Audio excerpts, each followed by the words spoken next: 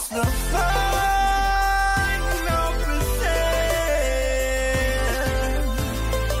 The final percent.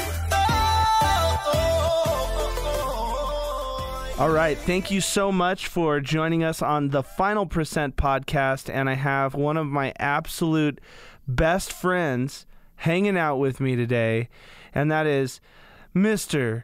Mitchell Zonnefeld. How you doing, man? I'm doing great. Let's kind of do some backstory. How long have we worked together? Oh man, that's a great question. I think almost 8 years. 8 years now. Wow. I do remember spending my 21st birthday with you guys. I'm surprised you remember that. You know, that story's censored on the podcast. But yes. We go back. We go way back. We have plenty of great stories. Yeah, that's true. So I think one of the things, let's talk a little bit about enduring hardships, which we've just come out of a big one, I think, for America. Mm-hmm. We've been more divided than we ever have. We're trying to figure out our way out of this COVID era. And I think, you know, one of the big things that we have done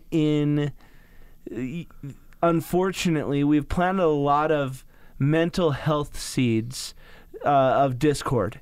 And I think, unfortunately, for generations, we're going to be feeling the pressure of what happened in COVID, specifically for mental health.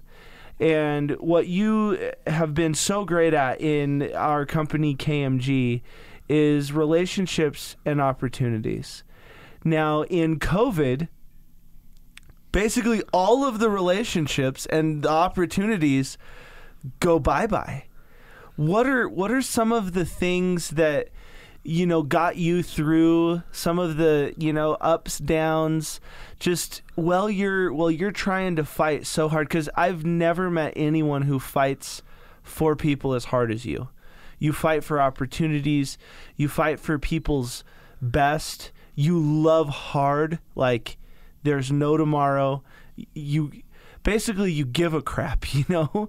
And when things don't go through, like I know that you've gotten a lot of housing for recent students, and when landlords are, you know, not coming through on their end, you take it personally. You get really sad because you love coming through for people.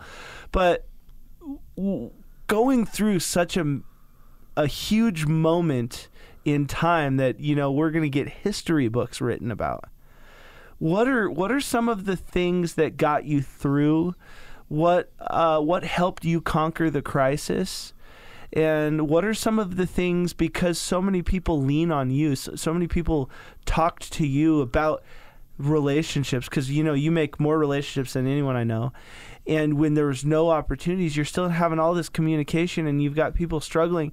What are some of the things that you were talking to people about on how to conquer this crisis?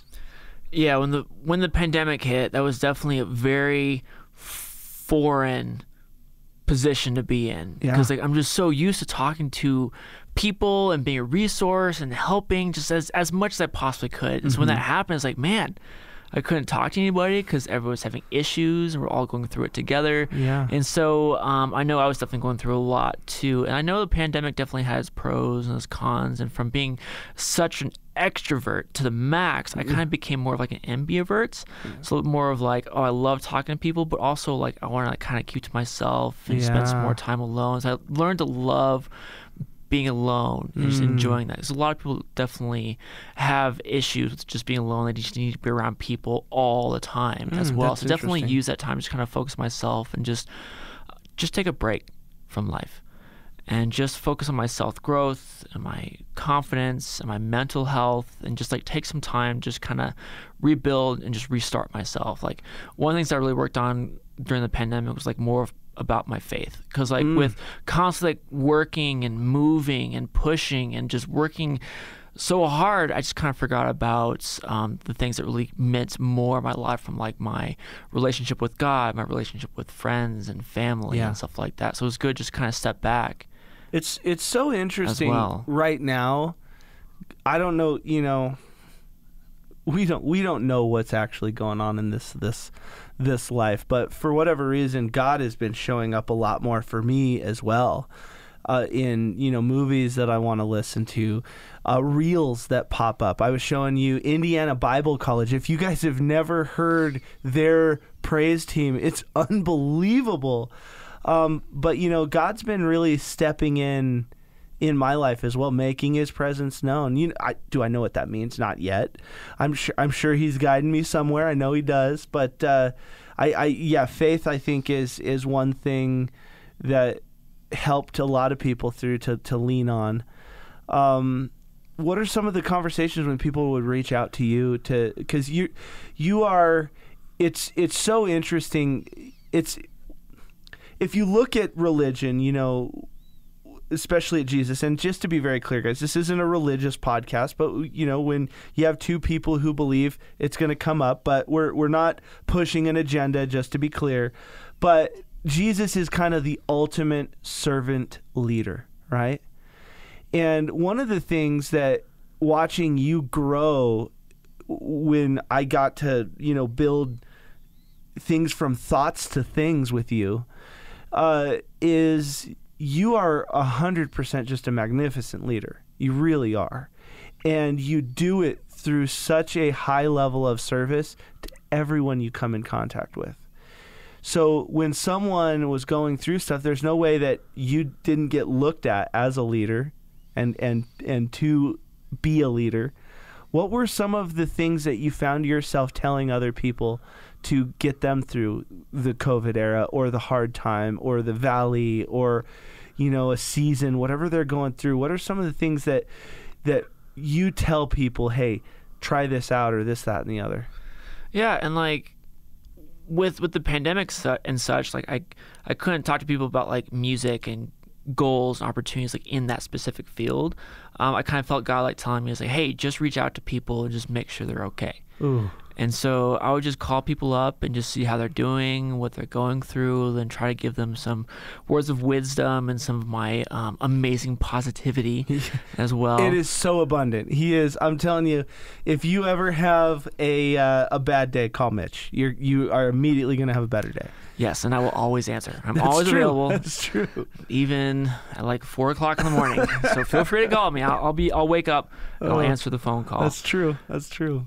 Oh yeah, and I also do something on Facebook where I'll just post a positive quote. Mm-hmm. Not, I guess it sometimes is for me, but it's more of a neutral base, just making sure it's for anybody that needs it at that time. Mm-hmm. I'll say something like, "Hey, don't give up. You're doing great." And Yeah. so whoever looks at it be like, "Oh, I needed this in my Yeah. life," and that just makes me feel good. Yeah. And so I just keep on doing it, and not just out just for myself personally, but more as a selfless type of thing, just to do for people, just to keep lifting people up and be a resource and just be there for people. Well, one of the things that I think is, if you guys didn't know, Mitch and I are both in a band together, and he's been instrumental in my music for a long time now. And I read a thing, I can't remember what magazine, it's probably Rolling Stone or something, but it said, according to some computer algorithm, that 70% of the hit songs from now until forever ago are directly correlated to the bass line. And if you don't know, Mitch is an incredible bassist. Oh, well, thank you. Hey, we just did a song tonight. Yeah, we're working on the Life and Inspiration album, and it's interesting to look at personalities as they pertain to bass players, because bass players almost have the most thankless job. They're always in a support role, but boy, do you notice if the music doesn't have a good bass line. And Mitch is the bass line / backbone of KMG, of, our friendship group. You have been for a really long time. And I mean, that's one of the things. He always shows up. And I say that all the time. If you're always one conversation away from changing your entire life, but you have to show up to have the conversations. You have to get in the room to have the conversations. And that's something that you do no matter what. You always show up. It's not the only way that you're not going to show up is if by chance you have committed to something else. But if you say, hey, I'm going to be there, you're going to be there. You always show up. What is that like? What goes through your mind when you're building a persona of constant showing up? That is maybe it's the hardest thing for musicians. Yes. But it's incredibly hard for even successful entrepreneurs. What is ticking inside of you that makes you show up? I guess just like the overall feeling of seeing somebody like accomplish something that they've been working so hard towards, whether it's like a goal or a dream, and just to think like, oh, I had a hand in that somehow. Like I introduced you to the right person, some kind of dot connection, some kind of opportunity that helped you get to that spot. Yeah. And so I just love that feeling. Like just, I know with what I do for our students, like I don't have to do it. I want to do it because I want to see these guys be successful. I want to see them chase their dreams as well. And through all the hardship that I've been through, like either in the music industry or in life, I want to use those experiences to help people kind of move through their career and their lives to pursue something in a different way, to make them find like more, or like I guess accomplish their opportunities or goals better than I could have. Yeah. But just to be a support or just be a resource for them. So you're a lot of just- people's baseline.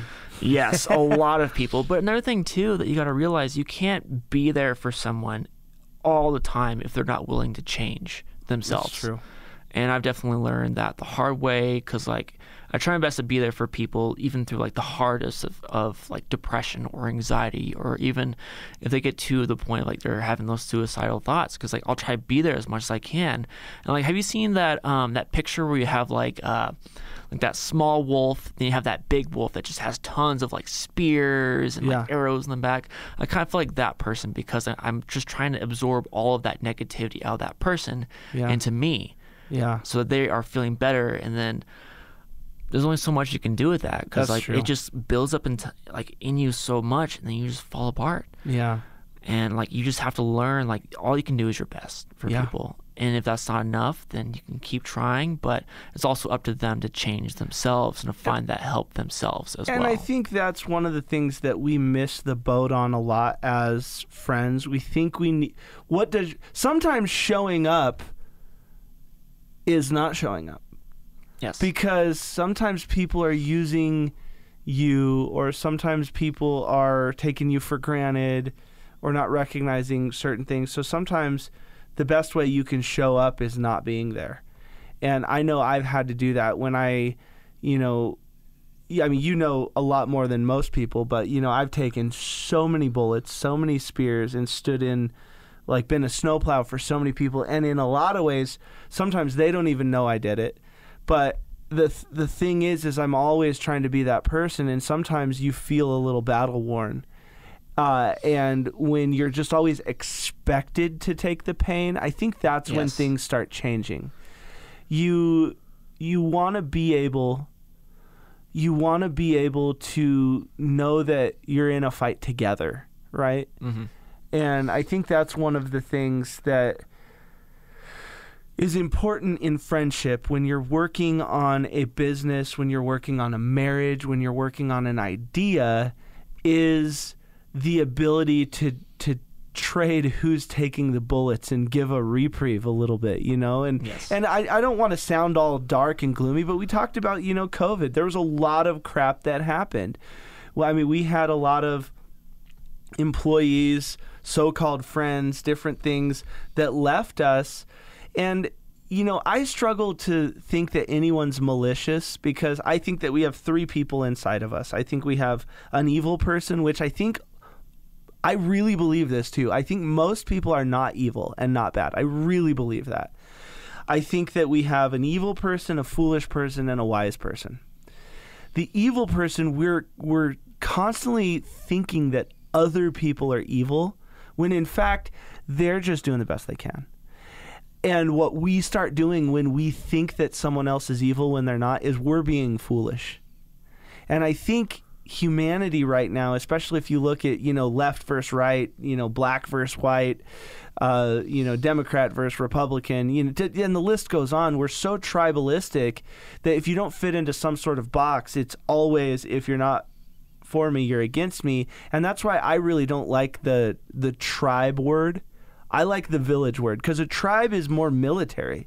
A tribe is, it's my way or the highway. A village, you've got rich, you've got poor, you've got young, you've got old, you've got different trades. It takes a village. And how many times have I looked at you when you're fretting and you're stressed, and I look at you and I say, look, man, all you can do is the best you can do. All the time. All the time, yes. When we get in that, hey, and you said that to me, buddy, and the thing is, that's been ingrained in us, and we just naturally try to do the best we can do. And when we had employees, friends, family, different things leave, I have to chalk it up to foolishness instead of evil behavior, and it comes from my wife, actually. She looked at me and she said, Greg, we need to be able to forgive ourselves for the things that we did when we were just trying to survive. And I think that, unfortunately, for us to be able to truly forgive ourselves, and I'm not saying any bad things are malicious, it's just sometimes, like, you have to eat ramen, sometimes you have to forego this. We had to cut pay, we had to furlough, we gave up half of our square footage in Boulder. We did everything and anything that we could to survive. But it starts with forgiving other people and saying, they were just trying to survive, and they did it the best way they knew how then. And I accept that, and I'm not going to feel any type of way. I'm not going to go chase them down and try to give them a hug, because, bridges are burned. But at the same time, I'm not going to spend any time hating or feel bad, because they were just trying to survive. I know that I was just trying to survive. You were trying to survive. The world, the country, where everyone, I think, really is trying to do the best they can, and we just need to offer a little bit more grace in the world, Yes. And that's why I love the fact that, you'll call people and just say, hey, how are you doing? Not what are you doing? How are you doing? So let's brighten up the conversation a little bit. What are some of the things that you're most excited about right now? Oh, man. Like, just the fact that things are opening back up again, just being able to jump back into that role. Fingers crossed, knock on wood, yes. knock on wood. Oh, God. But, like, just being able to kind of jump back into that role of being the relationships and opportunities director. Yeah. And, like, just getting back into just helping people find job opportunities all over the place, to booking shows. I was talking to Kayla earlier today. I actually booked 40 students for shows this week. 40 students for shows, and this is why he is an opportunity master. Yes. That is so great. I'm looking for any opportunity possible. And, like, when I find opportunity, it's not like a specific thing for, like, a specific, like, role. Like, for an engineer, like an engineer job, I try to find anything in, like, music that could be beneficial to that person. Festivals. Lights. You just got to. How many jobs did you get for those students? How many students got jobs because of you? Oh, man. And they were good paying jobs. They were like $20 an hour or something. Mm-hmm. How many students did you get jobs for? I think I got 15 students jobs for. 15 jobs. Come on. And that all becomes of your network, you getting out there and having the conversation. This is so important. And I think that's actually a good illustration for any young entrepreneurs out there. We tend to think that we want to control the flow of information, and we tend to think that we want to be a contact hoarder. But if you can stop that idea and stop saying, oh, well, I'll be the one to connect you, or don't ask for his email, I'll connect you guys. If you're always the one connecting people, you are always connected. Yes. And that's Mitch in a nutshell. Like, he is the most connected person I know. It's fascinating. So, like, another thing too is that the more you give back, it's just going to come back around. Absolutely. As well. The more you help. So what are other things that you're excited about? It could be personal, it could be professional. I'm really focusing a lot of my time on, like, my personal health. Yeah. I know the sleeping side of things will one day be in order, maybe. I did call him at like 10 last night, and he was like, I'm on my way to the gym, man. Yep, ready Gotta to get go. them gains. But just being able to get back like on a routine, being able to like work out and like listen to audiobooks and meditate. One of the owners of KMG now.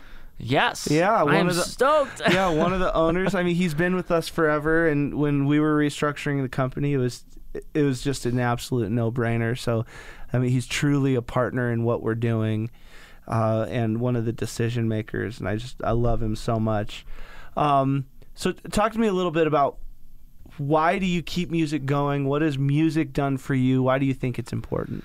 Oh, man. Well, I've been a bass player for almost 24 years. He came out of the womb with a 5-string in his hand. Yes, I was ready to go. And then he traded it in for a bass because the 5-string was a banjo. No, I'm just kidding. I just realized there's a lot of people out there who don't understand stringed instruments, so that joke just went right over their head. Yeah. But, hey, it's okay. you we laughed. tried. It was all good. We tried. And I understand. Yeah. But I've always came back to music. Like, I went to school, believe it or not, for medicine. Yeah. Like, I have assisted in brain surgery, spine surgery, I've Dr. delivered Mitch. baby. Now he's the doctor of your bass line. Yeah. But like, even though that was like a cool experience, I just felt like that's not what God wanted me to do. So I found my why in just doing music. But like growing up, I've always thought like, hey, I would love to live in a tour bus and tour the world and play at all the dive bars and like live my dream like on the road. Yeah. But like I never thought that I would be in this position to where like I'm giving all like the experiences that I've been through and the mistakes that I've made and trying to give it back to people to help them achieve their dreams in music. Yeah. So now I'm doing like the music business side of things, and I'm helping with coordination and management. How cool is that? It's pretty exciting. It's Oh really, really my cool gosh. just to see these people, like all of their like the development of their skills and them as an artist, and see them just take off. Like we have graduates that are performing at some of the biggest music festivals around the country, some of the biggest venues, and like it's just cool to be a part of that process. But also, again, like being able to like make music with my best friends as well, and that's something that I've missed. Oh yeah. So much. So it's Yeah. nice to be back to be doing that again and just really letting my creative juices flow, like help like write and record and hang out and like really be a part of things again. So with KMG, it stands for Keep Music Going, and that's what kept me going through COVID was the music. I think music's the heartbeat of life. It's letting you know that there's something more. And that's why, in our upcoming conference, we're smashing motivation with music and message. And we're doing a whole album that our team's been working on. And I think we're going to call it the AIM album. So Album of Inspiration and Motivation, AIM. And we're hoping that it can, help set your course a little bit, give you something to listen to when you're on the run or the bike ride that keeps you going just that one step further. And all the bass lines that you hear on that are going to be from Mitch Zonnefeld, Dr. Mitch Zonnefeld. And we're going to perform it live at the conference. We're going to go right out of the conference into a concert. It's going to be absolutely fantastic. And that's exciting. So, how do people find you on Instagram? What's your handle? What's a good email address if people want to reach out and get in touch with the Mitch? The Mitch. The Mitch. Yeah, I used to have a shirt that said Mitch, the man, the myth, the legend, but I feel like another Mitch probably stole that from me. But yeah, so my Instagram handle is just Mitch, so MITCH _ KMGLIFE, KMG Life, the best company ever. Boom. Yeah.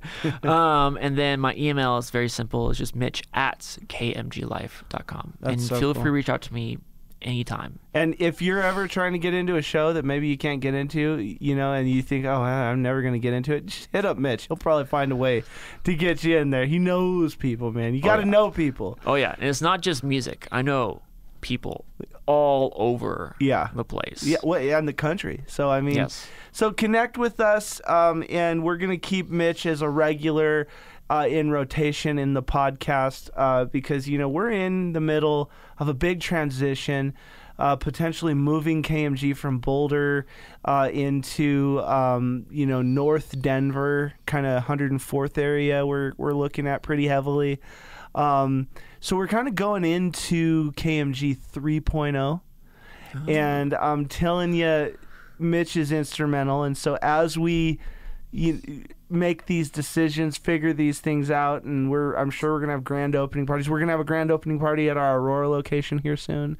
So connect with us, figure out what we're doing, and music is not just sound. Music is your why you got out of bed this morning. Music could be entrepreneurship.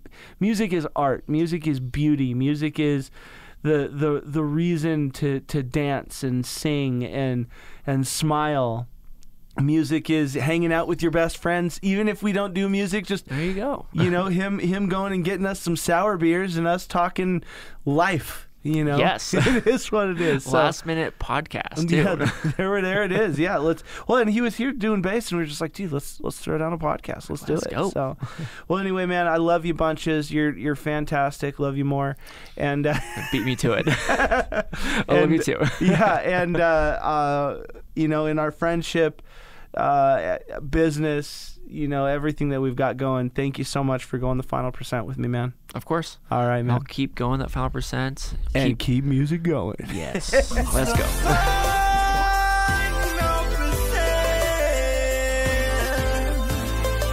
The final percent.